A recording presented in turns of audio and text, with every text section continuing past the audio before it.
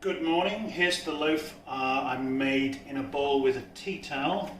It's had 2 or 3 hours out last night, about 10 hours in the fridge, and another 2 or 3 hours today, and it's looking pretty good. It's got a few wrinkles in it from the tea towel being folded over, but it looks quite lively. I'm just going to put a little bit of flour on the top.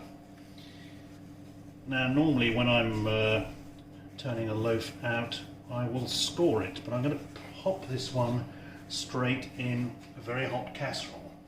I've had casserole in the oven for well over an hour now at 250 degrees centigrade, and I'm going to take the lid off and then just carefully drop this in. Try not to burn my fingers.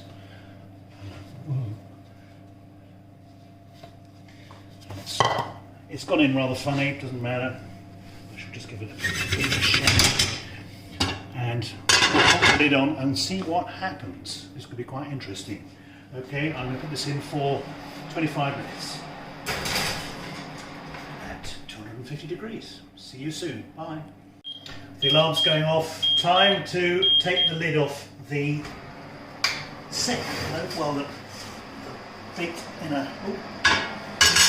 Quite promising. I should put that in for another 12 minutes with the lid off. 250 degrees. See you again soon. Bye. Right, the bread should be done now. Turn off the oven. And reach inside. Oh, looks pretty good. That's because I didn't score it. It's split a few times, but that's okay. And this just goes to show that you can make a loaf of sourdough without too much fancy stuff. Nice hollow sound, and hopefully it'll make that nice crackling sound as it cools. Anyway, there's a decent loaf of sour bread. I'm sure it'll be fine. It doesn't look like a sort of champion winner, but I'm sure it's very tasty and it'll be a great loaf of bread. Thanks for watching. Goodbye.